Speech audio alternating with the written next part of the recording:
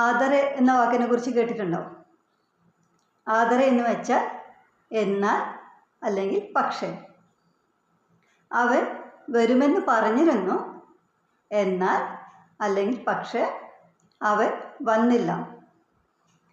ಅವನು ಬರುತ್ತಾನೆ ಅಂತ ಹೇಳಿದ್ದ, ಆದರೆ ಅವನು ಬರಲಿಲ್ಲ.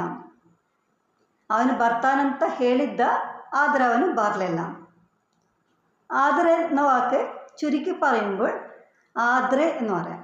ആദരെ, ആദ്രെ. പക്ഷെ നമ്മൾ ഇന്ന് പഠിക്കാൻ പോകുന്നത് ആദരു എന്ന വാക്കിനെ കുറിച്ചാണ്. അതായത് ഇവിടെ റു എന്ന് നീട്ടി എഴുതണം. ആദരു. ഇതിനർത്ഥം എന്നാലും അല്ലെങ്കിൽ എങ്കിലും.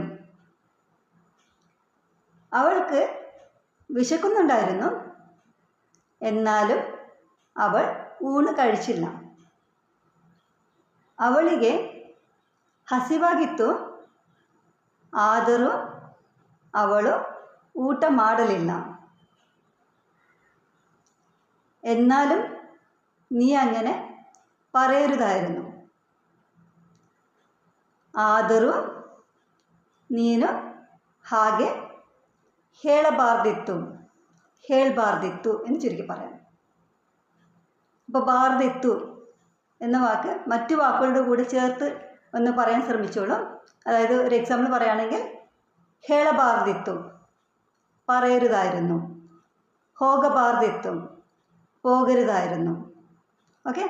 ഇനി നമ്മൾ ആദരു എന്ന വാക്ക് മറ്റ് ക്വസ്റ്റ്യൻ വേർഡ്സിൻ്റെ കൂടെ ചേർത്ത് പറയുമ്പോൾ അതിൻ്റെ മീനിങ് എങ്ങനെ വരുമെന്ന് നോക്കാം. എവിടെ പ്ലസ് എങ്കിലും, എവിടെയെങ്കിലും.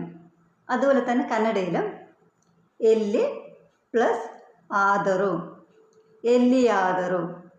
അത് നമുക്ക് ചുരുക്കി പറയുമ്പോൾ എല്ലാദരു എന്ന് പറയാം. എവിടെയെങ്കിലും ഉണ്ടാകും,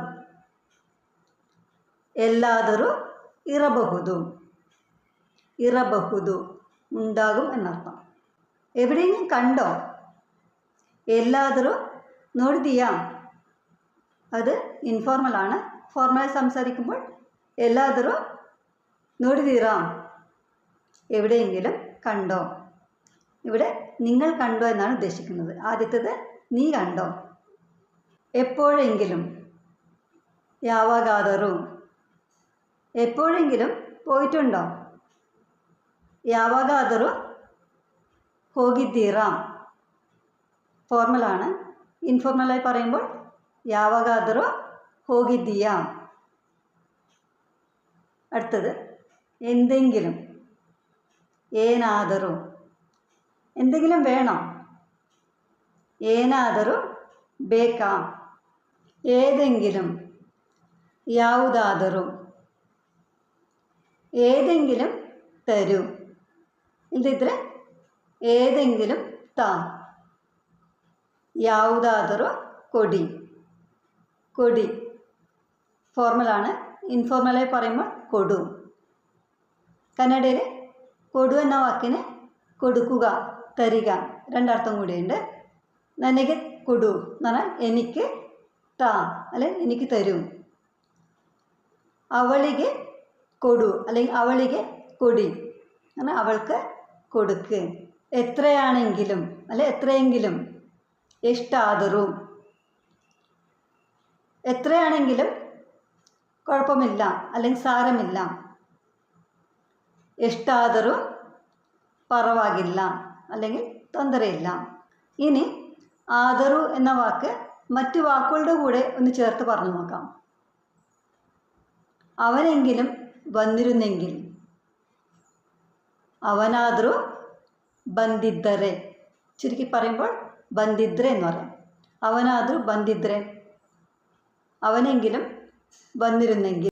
വന്നിരുന്നെങ്കിൽ എന്ന വാക്ക് ശ്രദ്ധിച്ചോ? വീഡിയോ എഡിറ്റ് ചെയ്യുമ്പോഴാണ് ഞാനിത് ശ്രദ്ധിച്ചത്. ഇവിടെയും എങ്കിൽ എന്ന വാക്ക് വരുന്നുണ്ടല്ലോ. വന്നിരുന്നെങ്കിൽ, ಬಂದಿದ್ದರೆ എന്ന് പറയാം. ഇപ്പോൾ ಬಂದಿದ್ದರೆ എന്ന വാക്ക് ചുരുക്കി ಬಂದಿದ್ರೆ എന്ന് പറയാം. അങ്ങനെയാണെങ്കിൽ വന്നിരുന്നെങ്കിലും ಬಂದಿದ್ದರು, ಬಂದಿದ್ರು എന്ന് ചുരുക്കി പറയാം. വന്നാൽ ಬಂದರೆ, ಬಂದರೆ. വന്നാലും ബന്ദറു, ബന്ദ്രു. ഒരു വാക്ക് കൂടി ട്രൈ ചെയ്യാം. പോയിരുന്നെങ്കിൽ ಹೋಗಿದ್ದರೆ, ಹೋಗಿದ್ರೆ. പോയിരുന്നെങ്കിലും ಹೋಗಿದ್ದರು, ಹೋಗಿದ್ರು. പോയാൽ ಹೋದರೆ, ಹೋದ್ರೆ. പോയാലും ಹೋದರು, ಹೋದ್ರು. ഇതുപോലെ അറിയാവുന്ന വാക്കുകളൊക്കെ ട്രൈ ചെയ്യൂ. പിന്നെ ഞാൻ തുടക്കത്തിൽ പറഞ്ഞിരുന്നു ആദറു എന്ന വാക്ക് ചുരുക്കി ആദ്രു എന്ന് പറയാമെന്ന്. അതുപോലെ ഞാൻ ഈ വീഡിയോയിൽ പറയുന്ന എല്ലാ വാക്കുകളും പറഞ്ഞു നോക്കുമല്ലോ. ಹೇಗಾದರೂ, ಹೇಗಾದ್ರು. ಎಷ್ಟಾದರೂ, ಎಷ್ಟಾದರೂ. ಬೇಕಾದರೂ, ಬೇಕಾದರೂ. ಅವನಾದರೂ, അവനാദ്രു. അതുപോലെ ആദര എന്ന വാക്കും ചുരുക്കി ആദ്ര എന്ന് പറയാം. അവളെങ്കിലും സുഖായിരിക്കട്ടെ.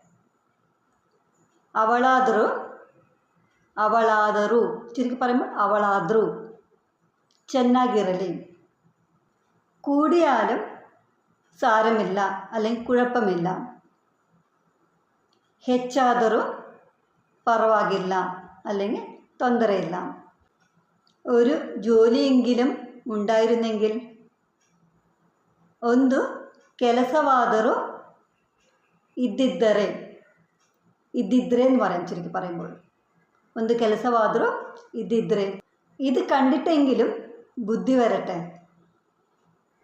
ಇದನ್ನು ನೋಡಿಯಾದರೂ ബുദ്ധി ಬರಲಿ. അതിനെങ്കിലും താല്പര്യം കാണിച്ചോ. ಅದಕ್ಕಾದರೂ ആസക്തി തോരിಸಿದಿರಾ. അപ്പോൾ ഇതുപോലെയുള്ള സെൻറ്റൻസൊക്കെ ഒന്ന് എഴുതി പ്രാക്ടീസ് ചെയ്യൂ. എന്തെങ്കിലും സംശയം ഉണ്ടെങ്കിൽ കമൻസിൽ ചോദിച്ചോളൂ, ഞാൻ ഉത്തരം പറയാം. അപ്പോൾ ഇനി അടുത്ത വീഡിയോയിൽ കാണാം. Thank you.